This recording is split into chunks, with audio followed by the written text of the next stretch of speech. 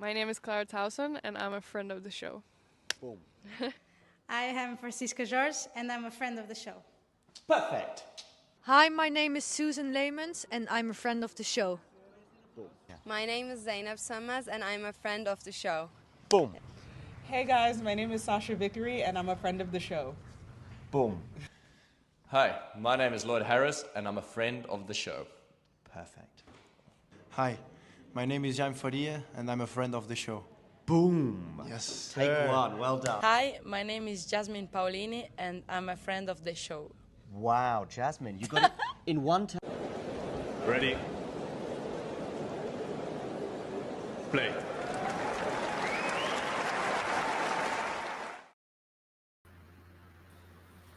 Hello, everybody. Hello, Damien. How you doing? All good. Honestly, really busy, but yeah, let's get this show and the tournament on the road. And well, first Sunday start ever as well for the US Open. That's going to be pretty okay. Of course, this is ATP Weekly. I mean, I don't know what your plans are. We might still also talk about Winston-Salem, but as usual, just before Islam, it will be a mostly US Open related episode. Yeah, shall we?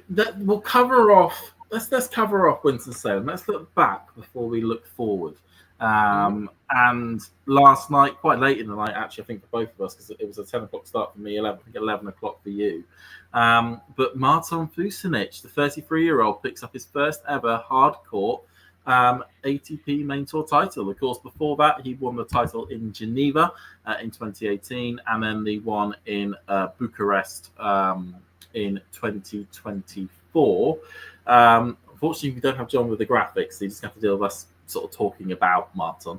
What did you make of the final? Did you watch it? I mean, it was looking pretty plain sailing up until 5-1 in the second set, where it kind of then started to fall apart for the Hungarian, but he managed to recover in the end. Yeah, I mean, Botic was kind of doing the Munich reversal because, of course, he's still missing his first ATP Tour title. And the last time he tried, he had 4 championship points. And for a while, it actually seemed like he might return to this somehow. But yeah, Fucsovics was really strong. I obviously have a lot of respect for him. Been around forever. It's kind of wild that 2 of his 3 titles he's won in the last 2 years. I mean, he's 33. So I don't know if you can call him a late bloomer. His career high was obviously a few years back. So it's really not easy to say. But at least in terms of winning titles, yeah, definitely a late bloomer. Yeah, obviously Winston-Salem is an event where you also have 6 rounds to play. He got that walkover from Korda. But yeah, I mean, I don't know if it's too relevant for the US Open. It's not going to be that easy to kind of like take this and just steamroll somebody there. We will probably mention him later because he's playing a pretty interesting opponent in the opener, same as Botic. But yeah, I mean, he's such an intelligent, smart player, great forehand ball striker as well. Top 100 for and as long as I can remember. And now he's going to have, a bit of more of a stable life there, I suppose. But in general, he's been very good since like the grass swing, right? I mean, Stuttgart, Wimbledon, pretty much every single tournament has been a hit. It certainly has for Martin, and he's he was a player I think around about in that April time was at risk of falling outside the top 100. I think he did for a. I think he did. I think he was like 130 this year at some point. Yeah. And he was prepared to really grind at the other, in a couple of challenger tournaments, but then also, getting into playing a lot of the 250s, getting a lot, picking up the wins where he can. And as you say, picking up 250 points in Winston-Salem just means that he will be that should keep him in the top 100 certainly for the next year for him to be able to work from there. I mean, it was disappointing for Botic. It was a good week for him. Got a good win against Giovanni Pesci-Perricard the night prior, and certainly it was a very taxing day for Botic then because he was I believe he ended up having to come back to do his quarterfinal in the morning, or certainly at the early afternoon on the Saturday. Also on the Friday, of course, because it's the Saturday final. Had to come back, lost the second set, and had to win the third. Then had to play the night match against Giovanni and win that, and then come back the next day to do his final. I mean, it's a very unusual 250 tournament, Winston-Salem. If you're an unseeded player, you've got to play 6 matches if you want to win the title. Do you think he just ran out of legs? Maybe. I mean, I also think Vucevic, having done it before, maybe he didn't show it in the last 20 minutes, which were messy. But for Botic, it obviously meant a lot as well, getting another chance. His career basically kind of like fell apart after Munich, after these 4 championship points against Rune. I think he pretty much for the next year and a half didn't have another semi or something like that. So obviously he's also been barely top 100 for the last few months. He's gonna get some help now, but yeah, I mean, of course, for him it kind of meant even more. This final, this chance, this opportunity.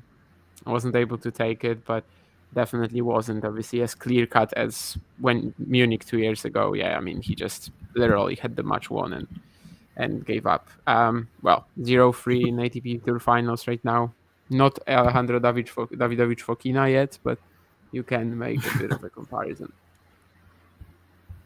No, indeed, and of course, what was almost quite funny was that Botic, of course, was famed for what he did this time last year, which was taking out Alcaraz in the second round of the US Open, and it's now it's a case of is he going to be too tired to try and even repeat anything similar? But I will say that 2 players in which I was quite impressed by, or at least gave a little bit of hope that they may do something at the US Open, was Giovanni, first of all, for getting to the semis. He's had a pretty torrid time of it. I mean, he got broken multiple times in Cincinnati, which feels bizarre given how quick those hard courts are, that he got broken so many times to lose his opening round match there, and generally hasn't been picking up any wins at all. So I think a semi-final run just gives him a bit more confidence, especially with quite a tasty matchup against Mazzetti, which now sort of leads us into the future.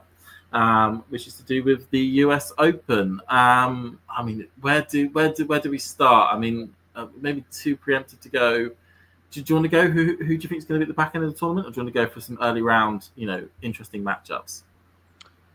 As you wish. I mean, I think we probably should talk about let's say the biggest players and kind of jump from one to another. I will maybe show parts of the draw on the screen. I'm gonna fix that in a moment. Since we don't have a producer here at this present time. In terms of GMP ceiling, I mean, honestly, Jake, I don't think it's going to be much better than it is right now. I mean, just a lottery match every single time, really. I don't know. I mean, ATP 1000 seems almost unachievable. Then again, he won Basel, not getting broken at all in 5 matches, right? 60 out of 60, I think, in service games. So I can see some arguments for it, I suppose, but I don't really see him developing much from this game. I think what we are seeing right now from Petri Perincard, where do you improve? The same kind of serve return, lottery mess that he is. I mean, I just think it's gonna remain like that, really. Yeah. I'm gonna work on getting the draw to the people in a moment.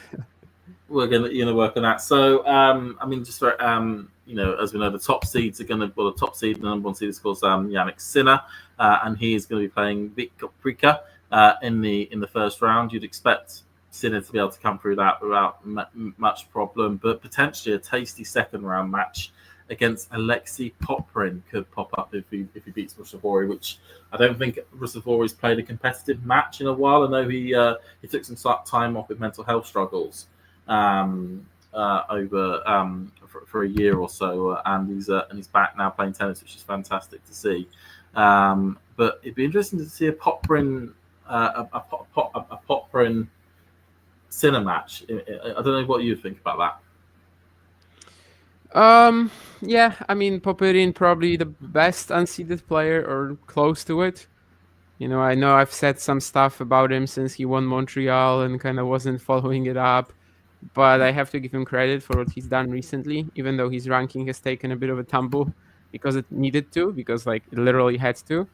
I do think that, at some point he basically kind of got himself together anyway.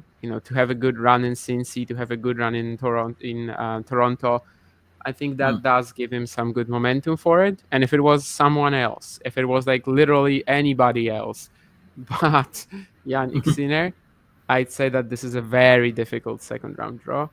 But yeah, of course, Yannick is winning his first match against Kopshiva on hard courts, and then Popyrin probably is going to lose anyway.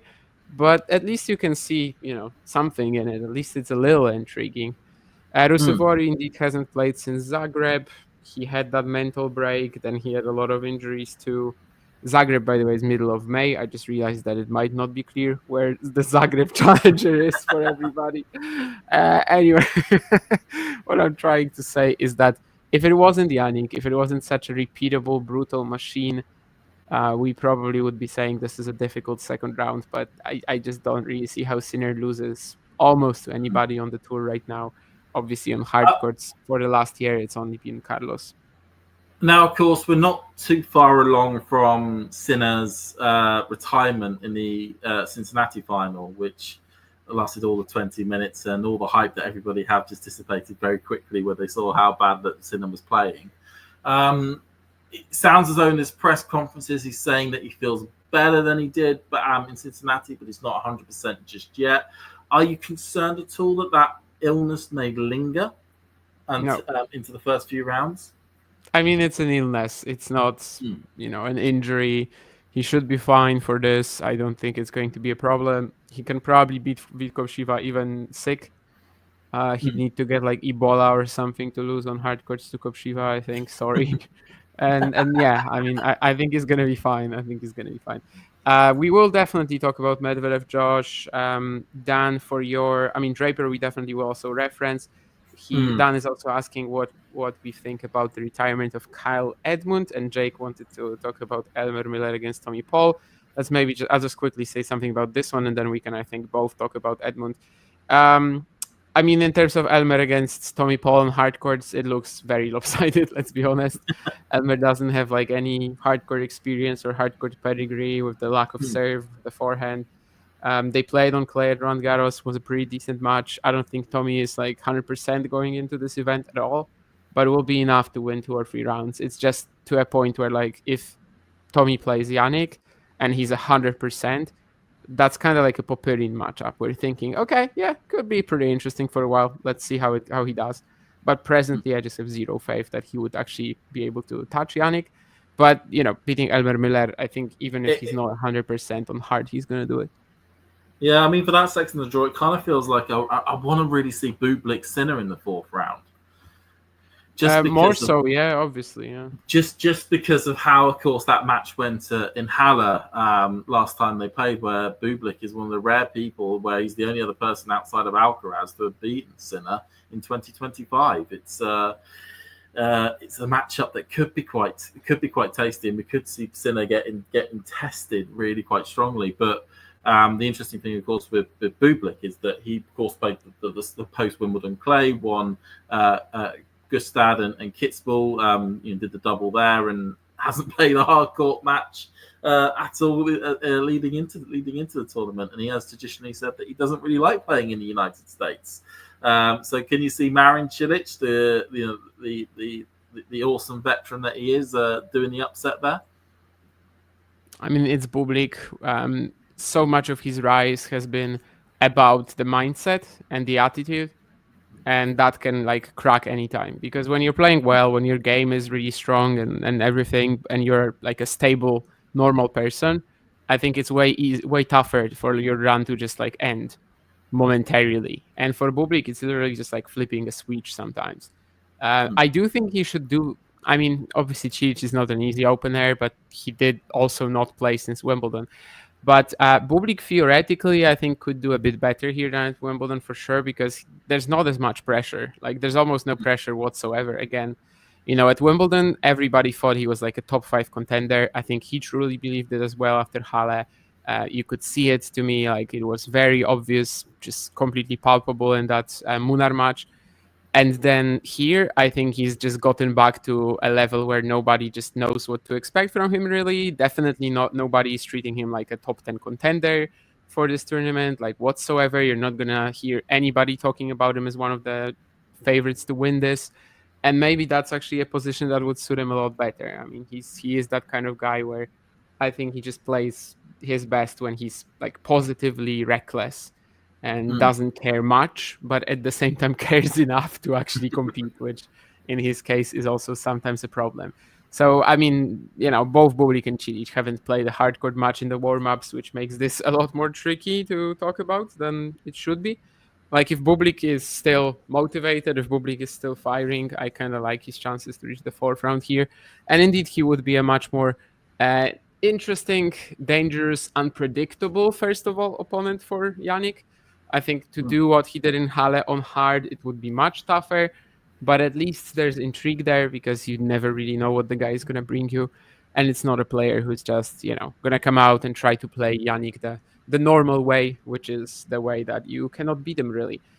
And yeah, Dan also wanted to talk about the retirement of Kyle Edmunds. That happened like last week, maybe, or something like that, right? Yeah, maybe this week. I think, yeah, it was kind of a bit out of the blue. I mean, I know he got to the final in the Nottingham Challenger 3, lost to Jack Pennington-Jones in that final. It was the last grass challenger of the season, and it was it's happened at the same time as the Newport event, the infamous Newport event that took place. It was I mean, for Carl, really strong rise. Of course, was able to take advantage of that really wild 2018 Australian Open, getting himself to the semi-finals there, which was a fantastic run for the guy. And then, of course, picking up 2 titles, one in the New York Open, which then became the Dallas Open, and then also the European Open in Antwerp. It was just I know his game was seen as a little bit one-dimensional at times. It could just be big serve, big forehand, which was quite typical of a lot of players on the tour, really, and could be found out with players that like to use slice and slice, spin, and all sorts of shape in their games. But it was a good career for Carl, and was a part of the Davis Cup team that won the Davis Cup against Belgium in 2015. And that will certainly be one of the highlights of his career, and he'll be missed. Really, he'll be missed. It's a shame that somebody at 30 has had to retire. Given how you're seeing so many players that are able to go much longer, but he hasn't really been a factor at the top of the game for a number of years. Although when he came back from his injury, he lost a lot of the matches he used his protected ranking for, and hasn't really done anything at the. Hasn't really done anything at the challenger level, barring a couple of tournaments. I don't know if you've got any thoughts, Damien. Not really. I mean, it's clear that he tried. He tried his best to come back. Obviously, since the knee injury and like 2020, nothing was coming together anymore. Physically, he was at a completely different level. Like, it wasn't just a case of trying to get back in shape, play more matches. Like, that was not really working out the way it was supposed to. I have a lot of good memories with watching him, for sure. I mentioned that on Twitter the other day, but that Nadal match he played in Monte Carlo in 2017, when he like literally blew Rafa off the court for one set, and that was so difficult to do that year. Really one of the heaviest forehands on tour at the time. It's a shame that because of recency, most of my memories of watching Kyle Edmund are in this 50% version of his game that was there for the last few years. But it is what it is. We still have highlights, we still have videos, we still have YouTube, right? To maybe fall back on and remind ourselves of what the kind of player that he was. But yeah, I mean, very understandable considering the trajectory of his career. I think that Jake, we also got a lot of action with Edmund after the Australian Open final. Like, it's not like he made the semifinals there. Semifinal. It's not like he made the semis at the Australian Open and then just kind of, the injury happened right away. Yeah. He was there on the tour for the next 2 years, more or less injury free. And I think that was maybe more so the mean of Kyle Edmund than the Australian Open semifinal. But, great run. The win over Dimitrov was certainly unexpected at the time. Grigor was like basically second favorite, I think, for that tournament at that point, which might seem wild right now, but that's where he was after winning the ATP finals and also having a good run in Australia the year before. Yeah, I mean, I think that's more or less all I have to say. Very understandable decision. It's a shame, but never really the same after the injuries. No, indeed, kind of a bit like Dominic Thiem, really, in terms of just came back really physically compromised and wasn't able to get back to anywhere near where he thought he would want to get back to. On that one there, So we'll go down the draws a little bit more. So I think the next one that stands out, and we will get to the comment about Draper and Medvedev, but I think we'll get to them as we get to their sections of the draws. That sounds workable. Okay. I think the next, of course, is Mazzetti versus Bepeshi Pericard. So Lorenzo Mazzetti has barely won a hard court match coming into this. Early round losses in Washington, Toronto, and Cincinnati. Do you think Bepeshi Pericard could cause the upset here? And would this be the first top 10 player to go out of the tournament? I mean, I think it would barely be an upset. Lorenzo won one match since retiring in the Roland Garros semi. Absolutely horrible performances in the hardcourt swing. We talked about this a month ago that, ATP race, he was close to a Turin spot. Right now, even though he's probably still like more or less there, I just don't think it's going to happen. He needs to be the best. He needs to have like the best possible circumstances, I think, for him to produce something on hard courts, which is suitable conditions plus being in good form, being in good shape, being in confidence. Right now, he has none of these things really. I mean, I don't think the US Open is that quick, but maybe he has that. But in terms of just being in a good headspace, in good form, he doesn't have that at all. So I just don't think he's too much of a factor at this event. Will it be Bepeshi Pericard? Maybe. Lorenzo did handle him very easily on grass courts in 2024 twice. Very easily is a stretch in Stuttgart, but he was the better player. Then Wimbledon was actually quite dominant. He has that block return, of course, to keep it just unpleasant for the giant. But right now I just have very little confidence in Musetti doing much on hard courts and in kind of keeping up that amazing clay swing and everything to actually make Turin. I just don't think it's going to happen.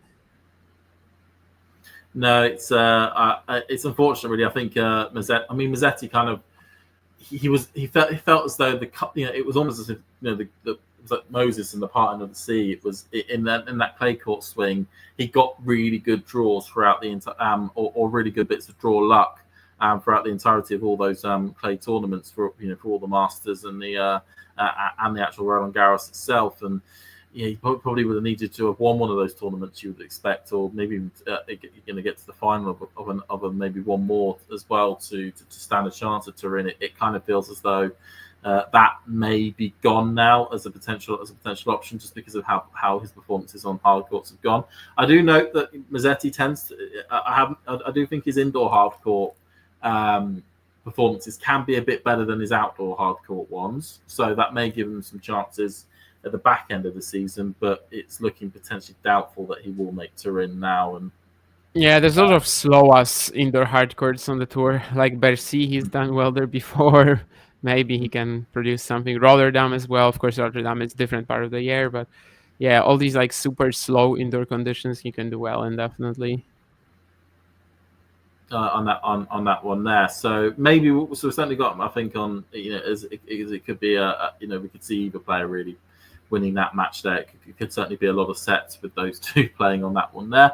And then of course we'll go to the fifth seed Jack Draper, coming back from coming back off an arm injury. He's been practicing. Seen some sleeves on his arms.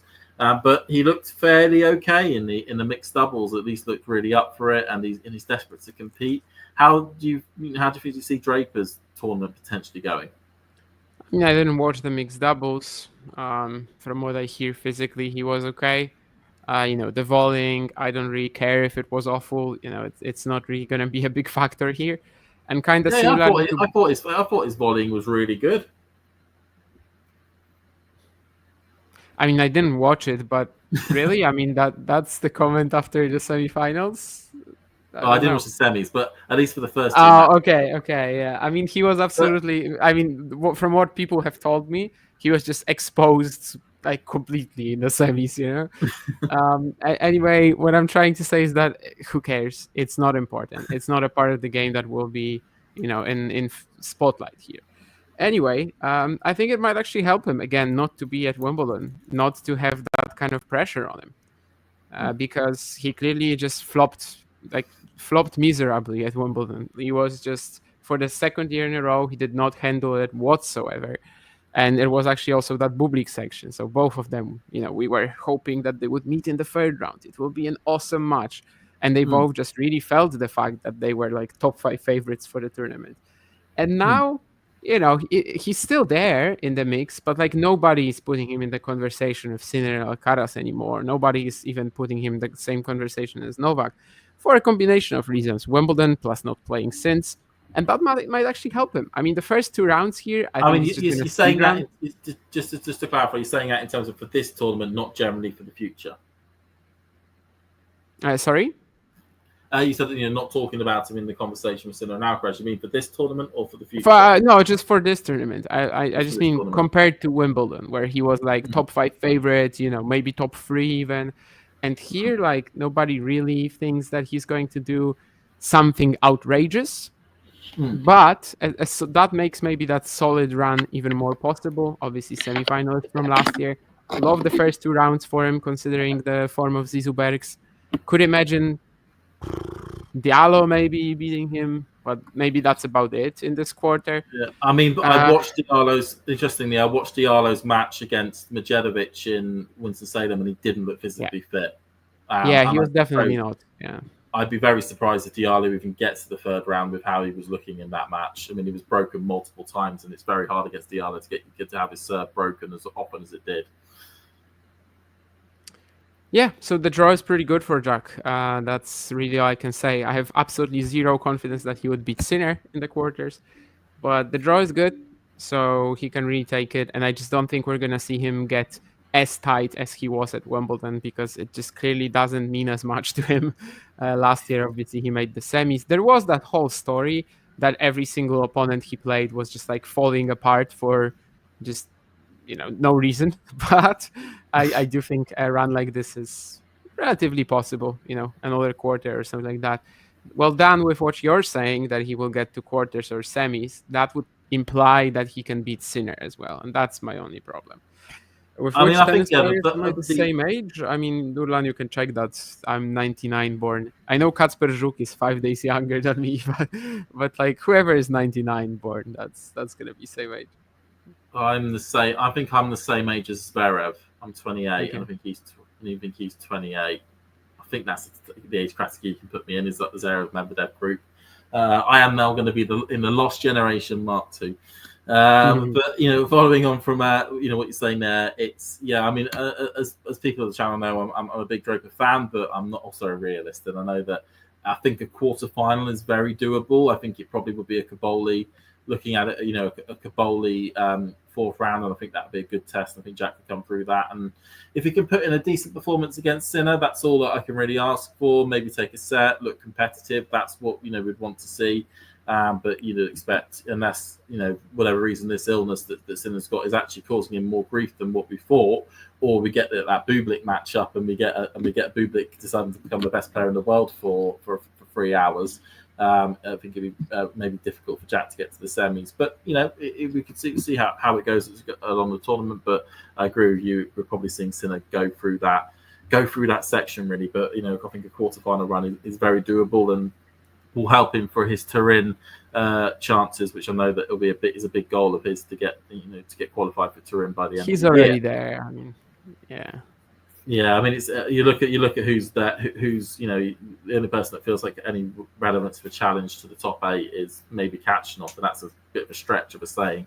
And he's around about 800 points behind the rest of the field at this stage anyway. So it's really weird to think about that. Usually we go into that race for Turin, with a few players that it's a bit unsure if they're going to get in or not, but it kind of feels as though the top 8 are already set. For Turin, even at this early stage. Do you want to just scroll down to the next section there, Damien? So we've got Alexander Zverev, somebody coming off the back of 2 semi-finals in Toronto and Cincinnati. Do you think he's got a good? It looks on paper potentially a good run to the semis. Do you think he'll do that here? Yeah, I mean, it's a phenomenal draw. It's the kind of draw where, with who you are, it's like Zverev, and basically every single slam at this stage of your career, you've won everything else.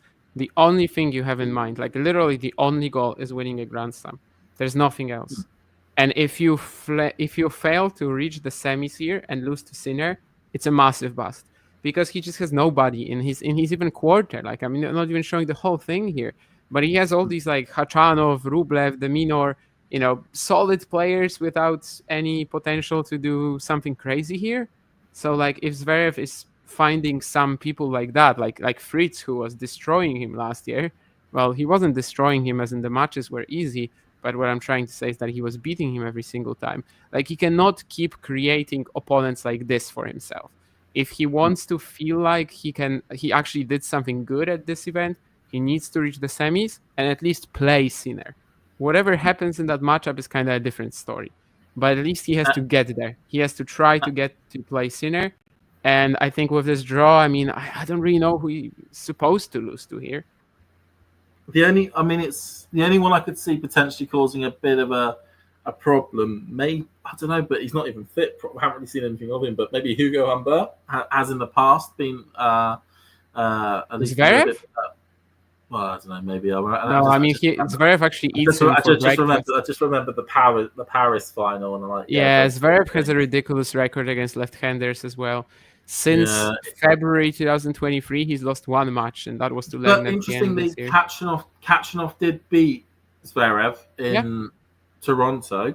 I know we're now going best of 5 instead of best of 3, but there is somebody who is in good form. It feels like with Karen Khachanov, and he's got a fairly goodish looking draw. Looking at it, sorry for saying that about Camille, who's your Polish friend.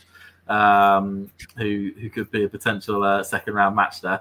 But Kamil also hates playing Khachanov, Wimbledon 4th round, of course, and 0-4, I think, against him right now.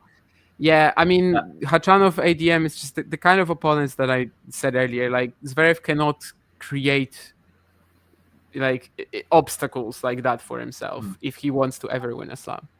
I mean, interestingly, there is also a sneaky Gael Monfils, which when he wants to play really well, he can play really well. You never know; he could be a potential banana skin. Maybe looking at the way you just shook your head, you probably think I'm clutching at really. No, I'm buying Bautista Agut more. I think Bautista Agut Zverev would be a 4-hour match. I just don't think Roberto can win the 4-hour match. Yeah, I do. Although I want Jacob to win, he's in no form, Jacob, at the moment. So I think that will probably be the case. Interestingly, looking at that, one of the more exciting qualifiers who qualified was Dimino Prismic. Anyone who may have heard that name and got a vague memory of that person, it was the guy who took a set of Djokovic in the first round at the Australian Open a couple of years ago and played unbelievably well in that one, but kind of, almost like disappeared for a bit, but has done really well on the Challenger circuit recently. I think he won 4 Challenger titles on multiple different surfaces, if I'm correct. I know you're the king of Challenger tennis. You mean this year? So I will. This year, yeah. No, this year he made 5 consecutive finals, but he only won 2 finals, of them. not titles. Sorry. Yeah, he only won 2 of them. Yeah. Which is still good form though, and he. I mean, it's ridiculous. Yeah. It's Challenger tennis is no joke. I mean, to get to 5 finals is some going, especially as he picked quite high ranking challenges, didn't he? Like 125s and 100s. Yeah, some of them. Yeah, definitely the 125 that he lost to Klein. I think the titles were probably 75s. Recently, a 75 final. Yeah, 75 and above for sure. I think maybe only one of them was a 125. But yeah, obviously it's amazing. What was I saying? So do you think Rublev could be upset by Prismic?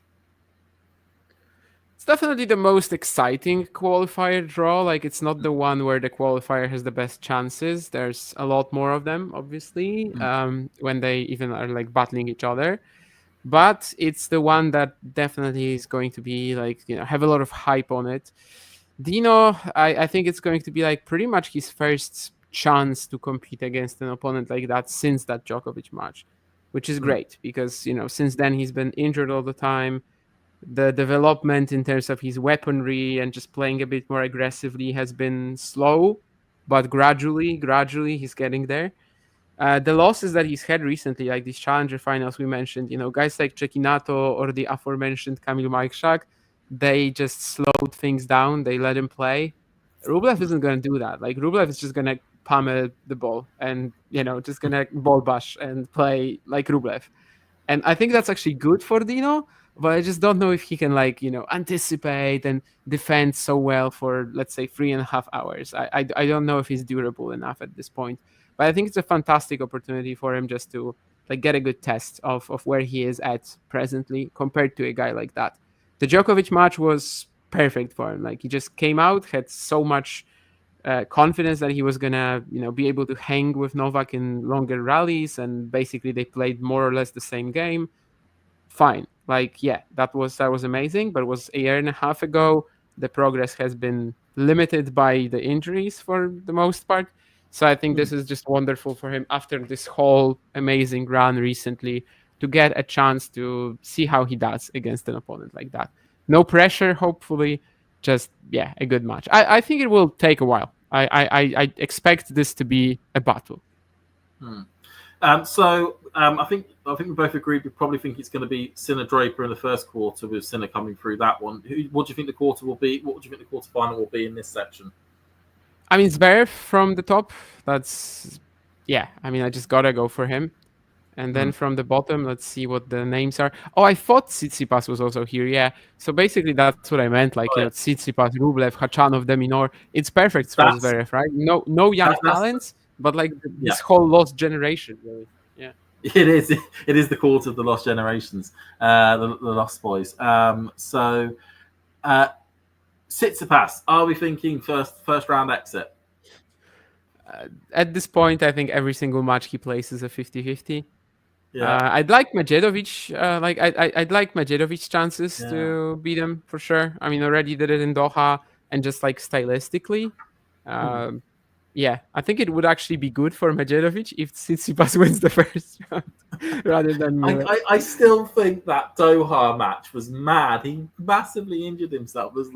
Still Tsitsipas couldn't win. I mean, it was 2 games away, and he just starts throwing incredible serves and incredible forehands in. Obviously, still fitness is a big question mark for Medjedovic. Lost to Altmaier in the third round at Roland Garros, where from the very first game he just looks unwell, and it was similar just 2 weeks ago against Alcaraz. So I don't know, but I think he could definitely make the third round here. I don't know if I would like his chances against ADM. Cerundolo does have a good record against Zverev, Jake, but he did lose to him also for the first time recently when they played on hard courts. 3 previous matches were on clay when Fran was winning. And also... I don't think Fran's fit as well. Which exactly, yeah. I mean, he retired against Zverev when they played, and he just arrives in New York without any further warm-up. And to see him even get to the 4th round right now is questionable at best. Sorry, even quarter, right? I mean, Cerundolo would have to get to the quarterfinal to play Zverev. So, I just don't think that's happening. I don't think it's worth looking at this matchup right now. No, it's I favour look. I mean, I could see a world where I don't know. Actually, that's probably a bit of a silly statement, but I could see there's 5 players who are at least the same equal chances, or better than him. Yeah, I mean, I think Arnaldo will probably get the win over Francisco. Is maybe a slight upset I could see take place from there. But do you think it's going to be Alex in the quarters, or do you think it's going to be Khachanov? I mean, Deminor should like his chances, but then again, if he plays Khachanov in the 4th round, it's 50-50 probably. I don't know. Doesn't really matter for me in the long run, because I would still pick Zverev to make the semis, regardless. Think if I was going for a bracket, I would go ADM, just more solid. I don't think he's losing in the first 2 rounds. I don't think he's losing to Tsitsipas or Medjedovic. So I just really like his chances to get to the 4th round. Karen maybe has a few more obstacles potentially. By the way, Khachanov Cerundolo head-to-head is very fun, right? It's 7-0 or something like that. Or 6. I don't know, 6 or 7 anyway. We probably won't get that matchup, but we could. They are the 2 seeds here. I feel like I should always be careful with Cerundolo, with Khachanov, because it feels as though he has one great tournament and people go, right, now he's going to kick on, and it just goes into obscurity for the next 6 months. It generally is the Khachanov way. Okay, do you want to scroll down then into the second half of the draw? So we've got got an idea, I think, of a Sinner Zverev semi-final. We'll sort of go to the latter stages a bit after we've gone for the rest of the draw. Yeah. And then we lead at the top with quite a tasty first encounter, which is going to kick off the night session on Arthur Ashe. We've got Vanch's favourite, Lerner Tien, who has done pretty well, you would say. You know, got some good wins, had some good performances in recent times. Do you think he can make it a bit tricky for Novak? I mean, it's an intriguing draw for sure, because if you're Novak, especially coming a little short on rhythm, you want to play somebody like, I don't know, Roberto Carballes Baena or whatever. Just somebody who plays a very predictable ball and, you know, just works like that. But Lerner Tien is different. He's unique. He's quirky. It's kind of limiting his games and potential sometimes, but at the same time, you know, against the top 10, already 4 wins this season.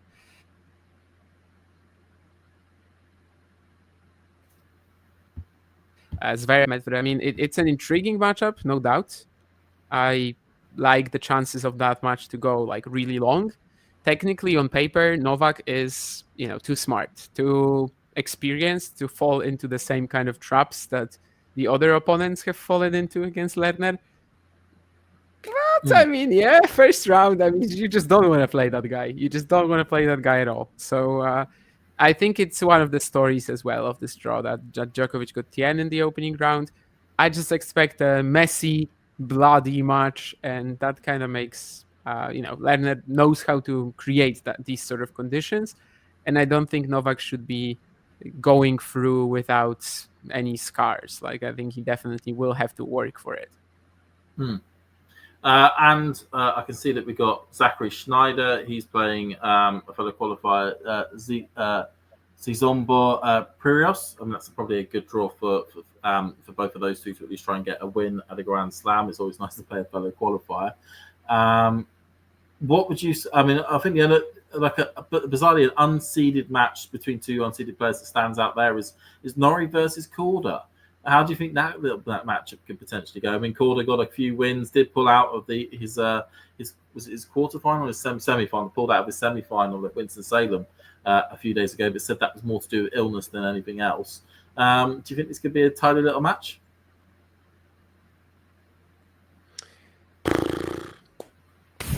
That's all I can say. I mean, Norrie isn't winning much recently. Korda hasn't played much recently, just returning in Winston-Salem from another injury. You know, if Sebi gets a full healthy year, I think he's much better than Cam right now. But it's not a season like that, obviously. And I just have no clue. And it just doesn't interest me whatsoever anyway, to be honest. Fair enough. It just to me stood out just because there were two players ranked. Well, actually, Sebi's down to 60, I think I saw on a ranking. Which kind of gave me a shock because it was always somebody that I always saw as being always in the top 20. So that was a bit of a shock to me. But going along, do we think that Rune's going to get botticked? You know, with a surprise early exit, or do you think we're going to see a bit of consistency from Rune? I mean, I'm just wondering if the fact that Botic was in the Winston-Salem final, like, I don't think it actually helps that much. Nah. So I imagine that Rune is going to get through in the end. I mean, Rune is kind of like some of the players that we talked about before. Like, presently, every single match he plays feels like a bit of a 50-50. We're, you know, progressively losing hope that he's ever going to figure it out and be that third guy to Sinner and Alcaraz. But, you know, at this tournament, I'd actually maybe even see Tiafoe as a bigger threat just because of what he's been doing in New York over the years. It's ridiculous every single season. You know, every single year I come here or any other show and I just say, it's impossible, right? Frances Tiafoe cannot be this good at one tournament every single season. And he's doing it. Every single time he's done it. So I think he will actually be the stronger threat here, and whether he faces Rune in the third round, I mean, obviously that would make it a little more difficult for him if he does, but I think I'd back Francis to get out of it, and Holger will remain the mess that he is right now. Yeah, I mean, it's just amazing that Frances Tiafoe, it's as soon as he walks into into the city of New York, he just becomes a completely different player, and decides, I know what, I can actually be a top tennis player. As you say, because he would be a potential fourth round, I think it is, for Djokovic. Do you see Djokovic maybe getting through that, or do you think Francis could get the win? I'd be tempted to go Francis there. I mean, let's see how he does in the first 3 rounds. If the US Open magic from the last 3 years is actually going to continue.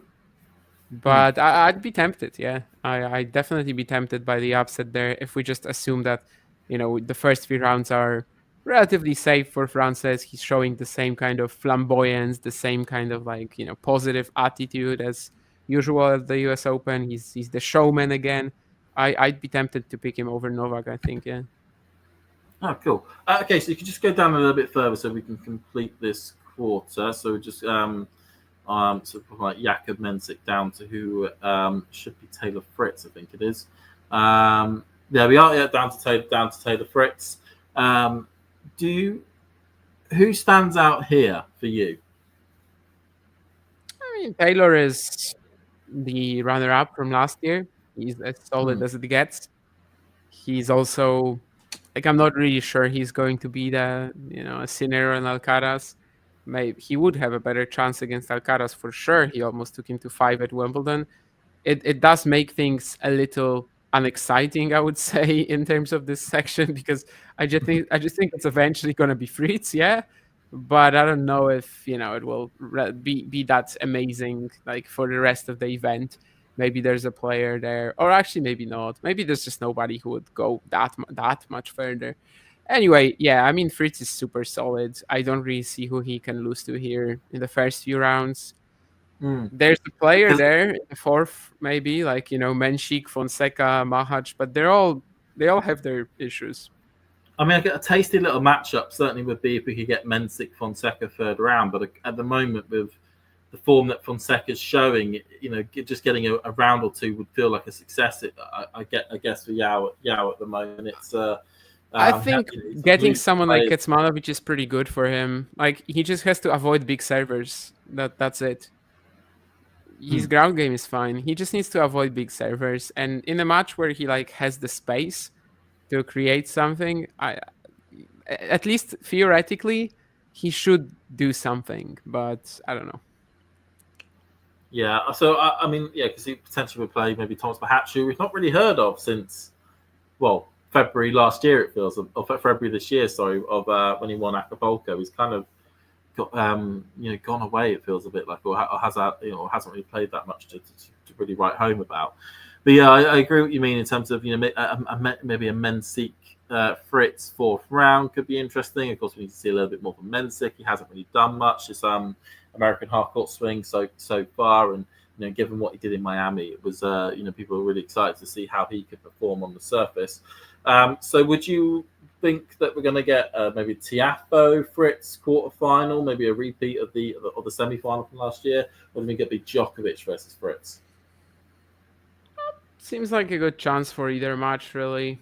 Fritz Djokovic, there's of course that huge head-to-head that Taylor has never won a match. If he's going to get to Novak, he has to do it soon, right? Because Novak in a year, I mean, who knows if he'll be even playing the tour. So the chances are getting slimmer for Taylor to ever get a win against Djokovic. As I said, I'd be tempted to pick Tiafoe over Djokovic, but let's see how they do in the first few rounds, especially Frances if he gets that Holger showdown.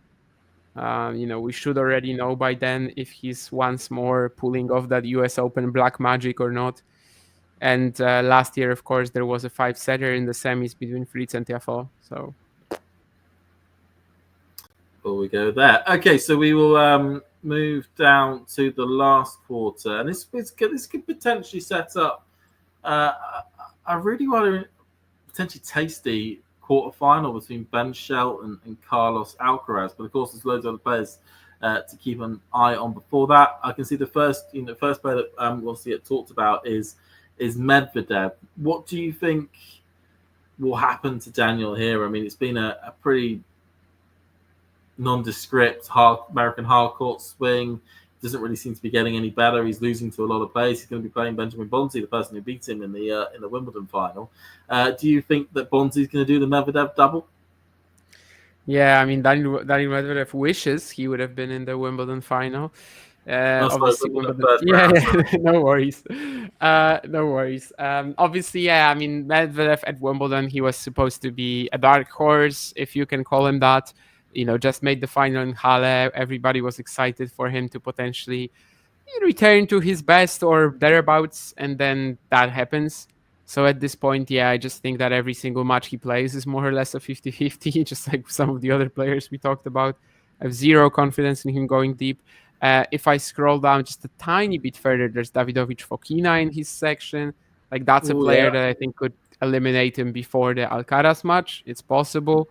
So maybe I would say that, Medvedev at this tournament doesn't feel like he's the most relevant player, simply because even if he gets through Davidovich Fokina and Bonzi and everything, there's still Alcaraz awaiting him there. So it just doesn't feel like at Wimbledon, where there was that quarter that was very vulnerable, and, he never really gave himself the chance to show us if he could take it. So yeah, I mean, this does look like a Shelton Alcaraz quarterfinal. It would be a bit uncharacteristic for Ben to flop right now at a slam. He hasn't done that in ages. It would also be very understandable, I think, if maybe the ATP 1000, it's kind of like the Bublik thing, right? Just gets into his head a little bit, and you can see that he is a bit more nervous than usual, and he also needs to have that energy, that college energy on the court, interact with the crowd, and just be the showman. So if he cannot do that because he's so tight, I don't know, maybe that's something that can go wrong. But then again, the first two rounds look so good for him. I just think both of them will get to the quarters one way or another. So do you think this is? Do you think Shelton could beat Ben? Do you think Shelton could beat Alcaraz? I mean, he definitely has a better shot at him than at Sinner, I think. Also, the Roland Garros match they played, like here, it would be much closer. Maybe I'll say what I said with Djokovic. We probably imagine for this match, it will definitely probably be under the lights after Ash in the night session. Yeah. Rowdy crowd right behind Ben. It could potentially, have the atmosphere of probably the best atmosphere of the entire tournament if that match did take place. Setting the pretty scene. Much, yeah. And I'll maybe say what I said about Tiafoe Djokovic. Like, presently, I would be tempted to go Ben, but let's see how they do in the first few rounds. Shelton, obviously, this year has only lost to Sinner and Alcaraz at the slams, but it has to be said that neither of these matches was any close. So, okay, I suppose he took a set against Carlos. Either way, it didn't feel like a match that was ever, hanging on by I don't know. Yeah, it never really felt competitive. So if he is going to be able to compete against Carlos this time, like, his goal has to be kind of like with Zverev and, just get to the round where I can play Carlos. But he would have a better shot than Zverev at Sinner for sure. I mean, it does feel as though if Ben was going to be able to get that big win against Alcaraz, it would be here and it would be now, just given the form that Shelton has. I don't know why. It just feels like this is the stars have aligned as best they could do for Ben at the situation. But we know that Alcaraz is in all right form as well, coming off the back of the title in Cincinnati. Okay, all right form. Yeah, 7 finals in a row. Nothing much, Nothing just, much. I mean, decent player, but I mean, who the hell is he? 6 slams. I mean, Djokovic has 24. But interestingly, 5 slams. 5 slams. Sorry. Alcaraz is playing is playing Riley Opelka in the first round. Do you think Alcaraz, who's prone to lapses in concentration in the early rounds, he is prone to it. Do you think he's going to be able to keep Is he going to lose concentration enough times for Riley to cause an upset? I mean, Opelka is probably the toughest match that Alcaraz is going to have until the quarters. It's kind of like the Tien Djokovic situation, just an opponent you don't want to see in your opening round. Maybe even more dangerous considering, home soil slam and everything. Could be another stat padder for Carlos, the Fognini match at Wimbledon was a perfect example. It goes 5, it never should have gone 5, but he improves the 5-set record. That is just, incredible. And actually, this is also part of why his 5-set record is this good. Because he just makes matches go 5 sets and then he wins them. But against opponents, he can pull it off. against, you know. So yeah, I think it might be another stud padder like that. I don't know. Obviously, you don't want to face Riley Opelka in the opening round, not at all. And yeah, just literally one of the toughest draws he could have gotten. He's Alcaraz. He's probably going to win, but it's one of the toughest draws he could have gotten. I mean, I think we expect a lot of tiebreakers certainly in this in this contest, and I can see Riley taking a set or two. I think it could become a little bit more tricky than Carlos should allow it to get. But as you say, it's not somebody you want first round. You're not going to get any rhythm from that match whatsoever on your serve. But I think we do think that Alcaraz will just be able to come through that and then make his way through the draw. So this, of course, then leads on to the big question, which is: are we going to get are we going to complete the trilogy? Are we going to have Sinner Alcaraz Mark III? And by the way, a stat I heard the other day is that this will be the first time in Open era history that the finals of 3 of the Grand Slams were involved the same 2 players. If that does take place, do you think we're going to be making history at this US Open? Technically true in a season, I suppose, but there was a Djokovic Nadal, or is it true actually? No, it is, yeah, but there was a Djokovic Nadal streak of 4. It just spanned across 2 different seasons. Yeah, I mean, keep it within the year, keeping it within the calendar year. Yeah, if we keep it within the year, I think it might be true. Anyway, I mean, it's the most possible outcome. Everything that we've said in the previous slams, like at Wimbledon, for example, it still stands true. Like, it's so tough to upset Yannick. It's much easier to get a crack at Carlos, but he's also been good at handling these cracks. And by the time they get to the final, it's possible it will be super close again, even if along the way, Yannick drops no sets and Carlos drops 5. Like, it's possible that happens, and then by the time they reach the final, it's just irrelevant. It's just another Sinner Alcaraz match. If somebody's losing before the final, it's probably Carlos, but again, it's nothing groundbreaking. It's just literally the same thing every single time that we have a slam or that we have any tournament right now. Yannick is just almost unbeatable. You are going to struggle to have a crack at him if you have a predictable game, if you cannot really mess him up. Carlos is one of the few players that can, but he has to get there first, and he has to make sure that he doesn't have enough, just spots where he's allowing the opponents for a little bit too much and basically giving them openings, which Yannick just almost doesn't do. I mean, of course, I think a big question from that. First of all, is who would you think would win that final? Cincinnati didn't change much, right? I mean, we didn't get that much. So the 51-49 edge on a hard court still has to go with Sinner. It's actually quite interesting how, I would back Sinner in that final. How we've had this match now 4 times this year, and actually only one of the matches has been really, really competitive. Would you say? I mean, you can argue about the Wimbledon final. You can argue about Rome. I mean, Rome, if the first set goes Yannick's way, who the hell knows? It's also his first tournament after coming back. Wimbledon, I mean, you can definitely argue for it being competitive. 4th set, Carlos has some break points. He takes them. Of course, Roland Garros. I mean, honestly, if Sinner finishes it off in 4 sets at Roland Garros, then you probably wouldn't have said that one was competitive either. No, well, bizarrely, actually, if Sinner actually took those those championship point chances, then you would also say that wasn't competitive, right? It's not as competitive as you'd think. But also, that'd be interesting thing there would be that he would also then be on in this tournament for the Canada Slam. He was literally butterfly effect. If he wins Roland Garros, he doesn't necessarily have to win Wimbledon. But okay, yeah. We're playing hypotheticals here, Damon. I love playing a little bit of hypotheticals.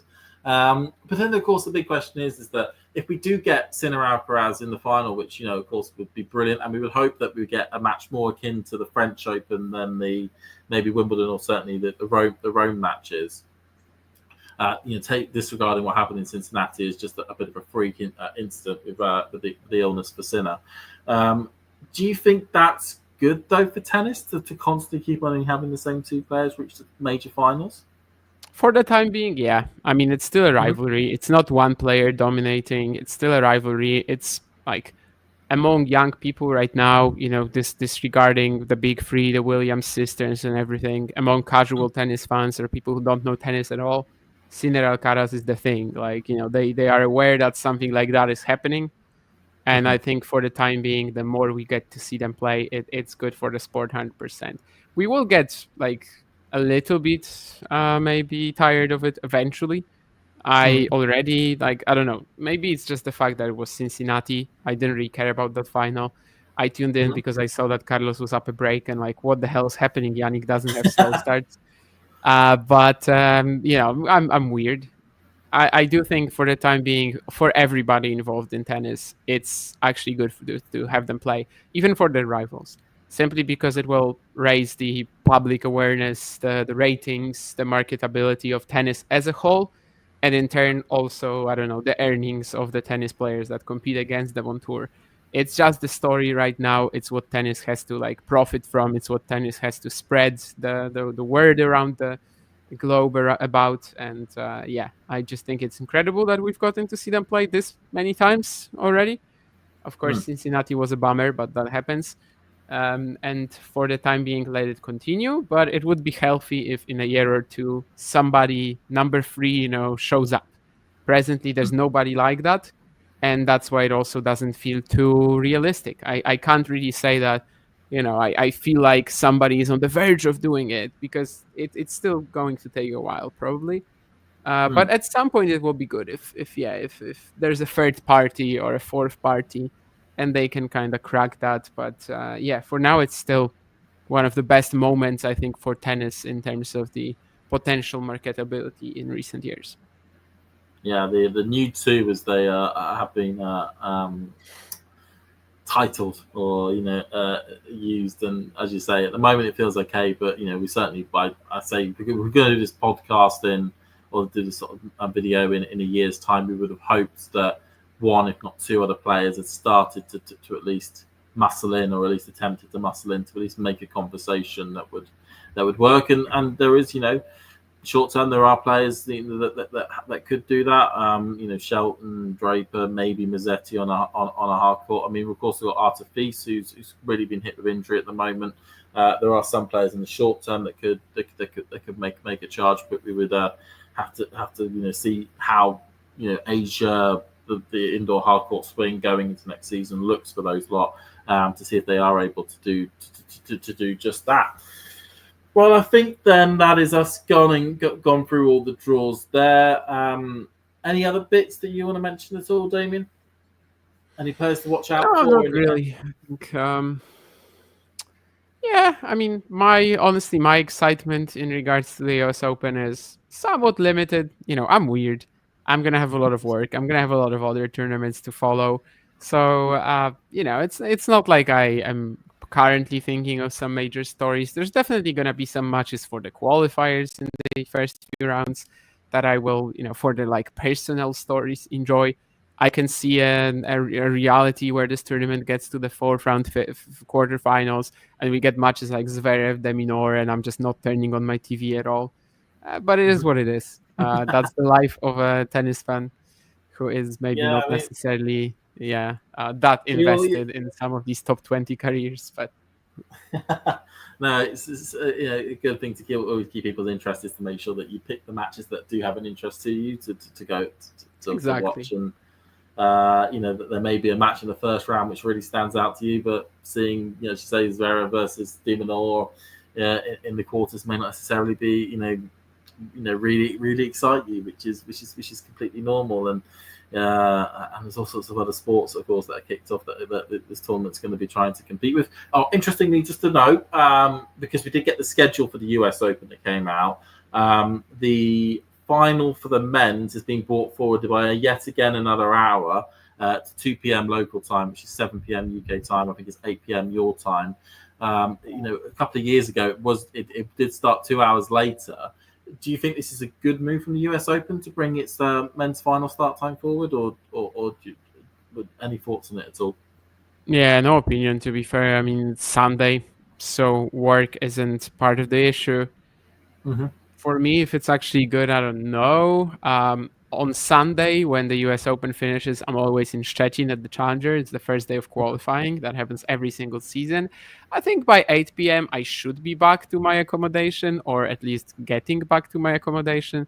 So for me personally, it's not really going to change all that much. For European audiences, definitely a bit easier. For people in the States, I don't think it makes a major difference, considering it's not a work day and they should be able to get to the stadium. They should be able to watch it on TV. Maybe it's also related to some other programming. I have no idea. But yeah, I mean, works for me. No, it was certainly something when I read it was, I was like, oh, thank God, 7 o'clock UK time. It's going to kick off for the final. Perfect for me. When it was 9 o'clock, I always had that almost like slight apprehension of, oh God, if it goes long, I'm not going to be able to either watch it, or I'm going to be really tired because I've got work the next day. So I've really got to kind of hope that it goes quite quickly, this final, so I can see it all. But now at 7 o'clock, I can go, right. It can be changes. There can be sets won by different players. There can be swings of momentum, and I'm not gonna feel. You must have loved the final last year then. Oh yeah, when it was an 8 o'clock start, I was like, okay, a little bit better. Like, okay, so amazing match, yeah, so exciting. I was a bit like disappointed with that one, and I was like, oh. And now is that it for the final Grand Slam of the year? And it was great. It was great for Taylor Fritz to get to the final, but it was like, it's not the most competitive contests. Sorry, Taylor. In that one there, I think that was the only other thing. I mean, the only other thing that's come up as a note that some people are picking out on is the fact that a lot of these players are now starting to pick different kit manufacturers to go with. I mean, we've had sort of a bit of a change. Last year, the year prior, Tiafoe went to Lululemon. We've had Fritz who went away from Nike to Boss, and of course this year Draper's been announced as sort of the big star name player for Rory. Do you think Nike's stranglehold and Adidas' stranglehold on all the top players at the top is slightly weaning, or do you think this is just a natural weaning out of players? I have absolutely nothing to say. I'm sorry. I mean, it doesn't matter to me which clothes players are on the court. I think if they were naked, it could, well, in some cases it would bring the interest up. In some cases it wouldn't. But I've got no idea about sponsorship kit deals or something like that. I mean, I just watch tennis. Cool. I just know some people in the audience, like some people in our watchers, like I just find that stuff interesting. That all these. I do, yeah. I mean, I respect that. It's perfectly fine. It's just not for me. Not for you, no worries. Okay, so I mean, that should then wrap us up there. Remember, the US Open kicks off in a few hours' time. Specifically, kickoff will start in 4 hours and 50 minutes, according to my clock. So 11 a.m. local time, 4 p.m. in the UK, 5 p.m. in Central Europe for all the matches. We're going to do our best to cover, or at least do some live streams on Talking Tennis, going through. They're not necessarily, in the early rounds, going to be specific to certain matches, but more generally having people on who will be watching certain matches and sort of feeding in. If any of you know what I mean by like Football Focus or sort of Soccer Saturday style, then it's sort of like show where you get lots of people watching different matches and just reporting in of what's happening in them, and then of course leading into the more back end of the tournament, it will then be Pacific matches or Pacific matches that are being taking place on the major courts. But it is the last Grand Slam of the year. It should be fun. Well, thanks for letting me have it be on here then, Damien. I know that usually Mario is your co-pilot here, but I hope they've not been too bad. Leave space. Hear nothing. We'll take that as a positive regardless. Oh, I didn't understand the last sentence, but I'm probably just rabbiting at this stage. We've been going over okay. An hour. Yeah. Sorry. No, I'm already thinking about the work I have to do in the next 3 hours, and I'm just like, I phased out a little. No worries. I know a lot of people usually phase out when listening to me anyway. Okay, but yeah, thanks for letting me on, and we will see you all later on. If you enjoyed this video, make sure you hit that like button. Don't forget to subscribe and click that notification bell so you don't miss out on all things tennis.